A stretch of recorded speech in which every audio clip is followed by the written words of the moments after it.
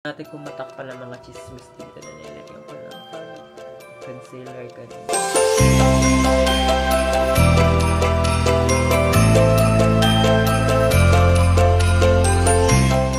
Hello! Hi, mabuhay! How are you guys? I am Angel. This is our 6th Christmas makeup look. And it's gonna be difficult because it's the one and only flawless.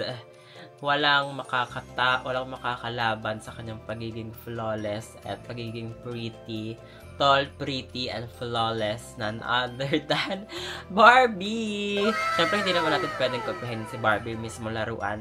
Siyempre, yung gumanap na Barbie, si Margot Robbie. And ito ang kanyang itsura dun sa gagayahin natin look. So this is gonna be very difficult kasi more on pink siya and parang challenge ba to? Doing makeup with your hate color. Kasi I hate pink. Hindi talaga siya suited for my skin tone. Ayoko siyang gamitin sa makeup ko. Kasi hindi siya bagay sa mukha ko talaga. So, good luck naman. So, let's go and start. Let's prep our skin first with the sunscreen, Ivana Sun Gel. Because we're gonna be using, or we're re-reviewin natin ang isa sa mga magandang foundation, local foundation sa Pilipinas. Kaya, kailangan prep ang ating skin dahil siya ay matte. Bigyan ko kayo ng clue. Siya ay matte foundation. Nagsisimula sa letter S. S na S ang kanyang brand. So, let's unbox. I bought this in Shopee. Naka-sale siya. Naka-sale na. Naka-live pa. So, sobrang laki na discount ko. Pero kung hindi siya naka-sale, it's 500 pesos above. Parang mga ganyan siya. Parang ang laki naman ito. Isa lang yung binili ko, diba? So, ito siya, guys. Ang laki-laki naman ng packaging. Balat na balat, syempre. Oh. Ang bigat! Wow! It's so heavy. Why is it so heavy? I don't know why. So, it's from S. Chinese Strokes Beauty. Ayan. Let's go! Open it. Nasyala ng ng box. Ayaw magpakuha. Chan! Wow! Oh, wow. Oh, wow. Wow. Okay. The packaging is... Ngayon lang ako nakakita ng gantong packaging. Sobrang high-end looking. Oh, wow. Look. So ganda. By the way, my shade is Deep 01. Kasi yung foundation ko, expired na yun 1 year na. Bigay sa akin last year, sobrang ganda nun. Kasi... di ba oily ako? So, pag in-apply ko siya, hindi talaga ako nagiging oily. So, sabi ko, buti na lang, merong mga local, maraming naglabas na foundation ngayon ng ating local. So, sana merong ganong formula na okay. So, try natin ito. Let's go. Masyala naman ng pump. Grabe naman yan. So, I'm gonna swatch it. 1 pump. Whoop! Ayan. Sana tama siya. Blending. I think it matches my skin tone perfectly. Wala! Nawala! Nawala yung foundation. Nawala siya. So, bago natin ilagay sa face ko, nawala talaga siya. Maglalagay muna ako na color corrector. Peach corrector from Get Ready With Me.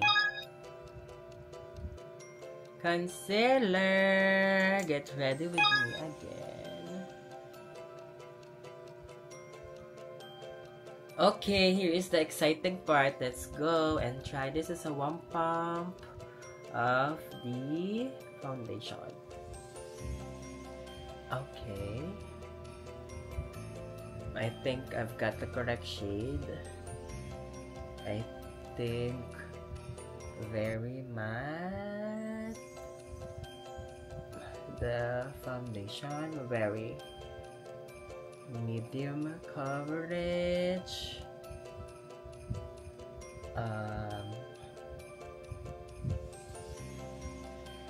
Hindi ako masyado maglalagay sa under eye kasi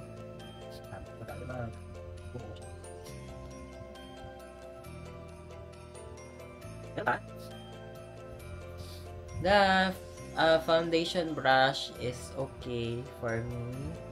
Mas madali siya i-spread, syempre, as usual. Kapag found brush ang gamit, madali siyang i-spread yung foundation. So, wala akong masabing hindi maganda. Sana lang hindi mag-set yung smile lines ko. Yan na. Sana hindi siya mag-set. Okay, one pump on my left face. Let's try naman using a Blendy. Second pump. Tignan natin kung matakpan ng mga chismis dito na nilagyan ko ng concealer kanina.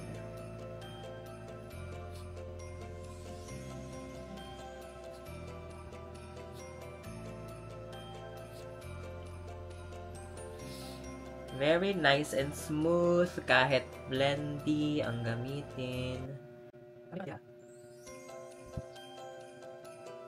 I think one pump is enough for my face kasi ang dami pa ito. Dami pa siya.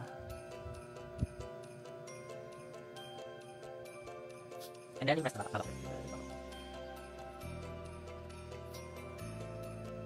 Okay, para ako hindi naka-foundation. Very nice. I think na-even out yung mga chismis. Of course.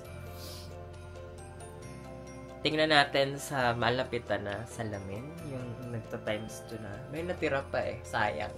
Ubusin natin. May mga konti-konti pang natira. Lagay natin sila eh. Ay, grabe naman ang foundation. May mga skin benefits din to. Ilalagay ko na lang sa screen kung ano man sila. But, yeah. I am charismatic. Claim na natin. I am charismatic. Tapos, takot ako maglagay dito kasi baka mabura yung ano ko, yung corrector. Kasi magi-green yan eh, pag nilagyan natin. Pero dahil swatch yan, you have to try. You have to try it. Come on, don't be scared. Don't be a scaredy cat. You have to try it, or else this won't be a swatch review. Okay? Okay. Ayan, ilagyan ko na. Tapos, yung rest is finger ko na lang ilalagay. Para mas makapal. Mas makapal, mas maganda ang coverage. So, I think that's it for the application of the foundation. Tingnan natin kung ano ang mangyayari. Kasi usually, after ilang minutes or 1 hour, nag-oil up na agad ako. Tingnan natin kung habang nga nagme-makeup ako, nag-oil up na agad ako. Usually, pag naggagawa ako ng videos. So, tingnan natin. Malalaman natin. Let's go. For our eyeshadow, I'm just gonna use this Vice Cosmetics blush kasi pink siya. Ihahalo natin yung dalawang color para ano na rin siya, blush. Hindi naman blush, parang shimmer slash pink na shadow. Ito, Power Puff. Yung pink lang na heart. Nakukuhain natin. May something sa Vice Cosmetics na super pigmented ng mga blush, shadow. Sulit talaga. Mura na. Tapos ganito pa yung performance. Tapos yung silvery naman na pink. Lagay tayo ng konti dito sa inner corner. Okay, next naman is, tignan natin pala kung anong itsura niya on the magic mirror ng ×2. Okay, it's emphasizing my pores, especially here on this part. I can see the pores. Talagang alive na alive sila. What else? Hindi naman siya dry. Hindi siya dry kahit matte siya. Hindi siya katulad nung nagamit ko na minsan na sa balm, skin balm na talagang namumuo siya sa sa face lock ko. This one's not drying at all kahit matte siya. Wala akong nakitang muumuo. Wala talaga. Very nice. Ayan, nag-aano na siya. Nagkikrease na. Sa smile lines ko. I think that's just normal.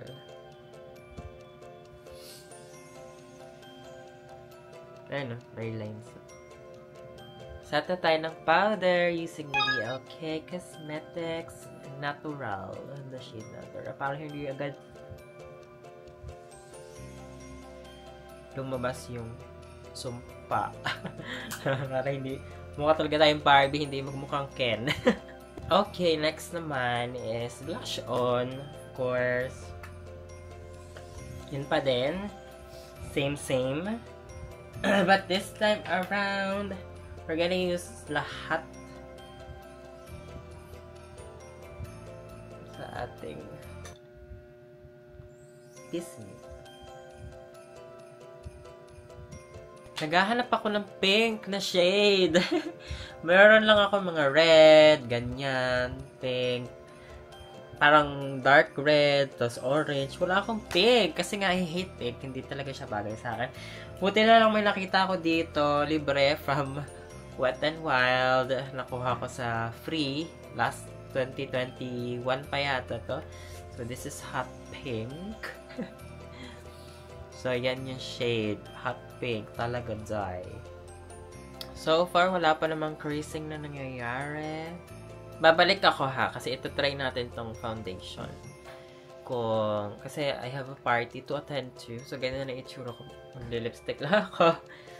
And mamaya, yung Barbie talaga na itsura. Kasi maglalagay pa ako ng pilik. Ayokong gumamit ng pilik doon. Kasi baka uncomfortable. So, I'll be back. Guys, time check muna tayo. Umuulan sa labas. Good luck naman sa foundation natin na testingin, diba? So, ready? 5:30. 5:30 na po ng hapon. So, good luck. Hello guys! Nandito lang ako sa bahay. Wear test natin is already 1:14. Here's my face. I am as oily as ever. I'm very shiny and shimmering and splendid. My face is a mess. And yeah. That's about like ano oras ba tayo? Umalis 6 na. 7, 8, 9, 10, 11, 12. Wow, 7 hours na pala. But yeah, I'm oily but there's no like ay lumabas na yung ano ko syempre, yung green, yung sumpa, pakita na siya. Pero creasing kanina parang medyo halata yung lines, my lines, and that's normal. Ngayon nawala na siguro kasi nabura na ng ano. So, but yun lang. I'm still flawless. Hello guys, I'm back. So, tapusin na natin ang makeup look na ito. Napansin ko dun sa makeup look ni Margot Robbie, parang wala siyang eyeliner, 'di ba? Kasi pag American eyes kasi parang alam mo 'yon, bilog na bilog yung mata, ganyan, malaki. So, but I'm still gonna use this gel liner from Focallure para paglagay natin ng fake lashes mamaya is hindi halata yung bond na black sa mata. So, maglalagay tayo nito. lashes, Paulash. Fake lashes. Para mas mapalaki natin yung eyes natin. Kasi dahil parang lumiit gawa nung ating fake lashes, gagamit ako ng white liner dito sa ilalim para magmukhang ito, Unclutz Vice Cosmetics, para magmukhang malaki yung ating under eye. Under eye? Ano ba tawag sa ilalim ng mata? Yung ilalim ng mata.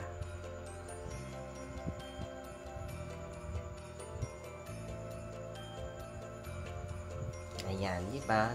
Nagmas mukhang illusion na mas malaki yung mata natin.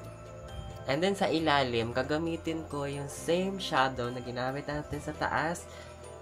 I-spread natin dito sa baba. Now, to make our lower lashes look more realistic, of course, we're gonna use the Careline Skinny Mascara.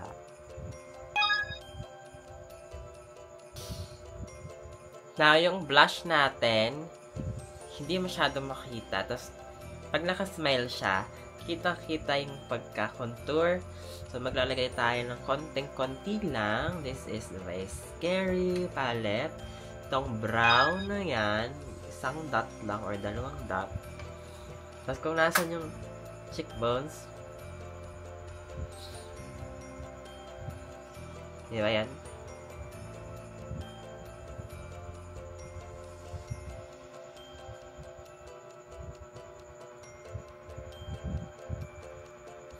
Yan. Para magkaroon lang ng illusion na gumanon siya. Tapos, saka natin lagyan ulit ng blush on. Tapos, syempre sa nose department, dahil matangos ang ilong ni Barbie, kailangan natin patangusin ang ilong natin. Just gonna draw some line here. For contouring. For our lippy, Wet n Wild. In the shade Hot Pink. In your area. Hindi masyado taas yung labi ni Margot. So, hindi natin i-full yung taas.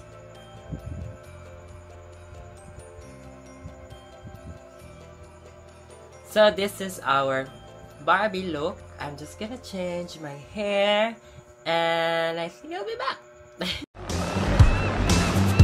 Hi, Barbie! Hi, Barbie! Hi, Barbie! Hi, Barbie! Hi, Barbie! Hi, Barbie! Hi, Barbie! Hi, Barbie! Hi, Barbie! Hi, Barbie! Hi, Barbie! Hi, Barbie! Hi, Ken! Hi, Barbie! Hi, Barbie! Hi, Barbie! Hi, Barbie! Hi, Barbie! Hi, Barbie! Hello guys! So this is my final look. What can you say about our Barbie makeup look? So I did my best to imitate her makeup. It's so hard. Really hard. Wala kasi akong falsies na pang ilalim, so hindi ko magaya talaga yung as in dami ng lashes sa baba. Hindi ko yun magawa. Anyways, I really did my best, and this is my Barbie makeup look. Ayan. For our Christmas 7 days Christmas special. So guys, nakapaglaro ba kayo ng Barbie? Hindi ako masyado makagalaw ng ayos kasi magugula yung wig natin. Nakapaglaro ba kayo ng Barbie nung bata kayo? Ako, yes! I don't have a Barbie, but my sister, meron siyang Barbies. Barbies, madami siyang Barbie. Siyempre, dahil siya ay only girl in the world, binibigyan siya ng mga tita namin ng mga Barbie na galing ibang bansa, na siyempre, yung mga original. So, nalalaro ko din yung Barbie niya, pero hindi ko nilalaro na damit-damitan Barbie, laro-laruan. Kasi ang ginagawa ko din sa Barbie niya, ginagawa kong Street Fighter. Makatawa. Ginagawa ko, syempre pagkalaro ko siya, ganun yung laro namin. Pero ang gusto ko talagang laro dun sa Barbie, Street Fighter, ginagawa kong Chun-Li, yung Barbie. Pinaglalaban ko sila. Kasi nga, mahilig ako sa games. Siyempre, uso nun, meron kaming, siyempre, family computer, ganyan. So, family computer ba yung Street Fighter? Sega, ganyan. So, may mga ganong laro, PlayStation, diba? So, laban-laban sila. So, ganon ang ginagawa ko. Ginagawa kong helicopter scene na yung mga Barbie, ginaganon ko. Pinag-aaway ko. Tapos, syempre, meron din ako mga robot, diba? Pinaglalaban ko yung Barbie. Yung mga laruan ko na mga robot. Tapos, yung laruan ko kapatid ko na Barbie. Pinaglalaban-laban ko sila. Ganon ang laro ko. So, Barbie na laruan. So, hindi. Siyempre, pag laro ko yung kapatid ko, laro-laro siya, ganyan. Kisali ako. Pero pag ako lang, yung mga pinaglalaban-laban ko yung mga laruan. So, yun. Masaya naman yung, Barbie nung panahon nun. I think hindi naman nawala si Barbie. Lagi mayroon kasi nitong, siyempre, nung lumaki na kami, nung panahon na ng mga Gen Z, naging na siya 3D, di ba? Kumbaga. Or mas yung mga chibi, brats, di ba? Ganun na yung mga naging itsura na Barbie. So, ganun na yung mga nauso, mga brats, malalaki yung mata, cute yung mga katawan, mga chibi version na hindi na namin naabutan. Napapanood ko siya, pero hindi na kami nagkaroon ng ganong toys. Yung mga pamangkin ko, hindi naman sila, isa lang yung pamangkin ko na babae. Tapos, after nun, malayo na yung age gap. So, hindi ko na rin siya natutukan na makalaro. Hindi ko na-experience na matry yung mga brats na laruan. So, anyways, yan lang po ang experience ko sa Barbie. Hindi ko pa napanood yung Barbie na movie, but I definitely want to watch it. I think kapag nagkaroon sa mga streaming platform, and of course, Margot Robbie is mukha talaga siya Barbie. As in, konting trivia, alam niyo ba si Margot Robbie, meron siyang kamukha, as in, kakambal na kamukha na Hollywood actress. Nakasama niya sa Barbie mismo. Sabi ko, bakit dalawa yung Barbie na artista sa Barbie na, na movie? So, kung napanood niyo yung series na Sex Education, siya yung bida na babae doon. Ang pangalan niya is Emma Mackey. So, si Emma Mackey at si Margot Robbie, magkaibang artista sila. Pero, magkamukha silang dalawa. Mas matanda lang si Margot Robbie kay Emma Mackey. Ngayon, magkasama sila sa movie na Barbie, kaya mukha silang kambal. Ang pinagkaiba, si Emma may black hair na Barbie. Si Margot is the blonde Barbie. Kaya akala ko, nung napanood ko yung trailer, dalawa ang role ni Margot. Akala ko isang black hair at isang blonde. Yun pala, magkaiba pala sila na artista. Akala ko, parehas silang, iisa lang. So, yun lang, wala lang, trivia lang, galing. Kasi napagsama sila sa iisang movie na magkamukha sila. Kasi maraming mga ganun magkamukha sa Hollywood. Pero hindi sila napagsasama sa isang movie. Pero ito napagsama sila sa isang movie na doppelganger, kumbaga ang tawag sa Hollywood. So guys, reviewin naman natin yung ginamit nating foundation, which is the Strokes Beauty Foundation in the shade Deep 02. All I can say is this is a great foundation, local foundation na na-try ko since, I think, sobrang tagal ko na huli bumili ng foundation. Hindi ko na nga maalala kung kailan yung huli. Dahil ang huli kong ginamit na sa mga makeup look ko na foundation, ibigay lang sa akin ng ate ko.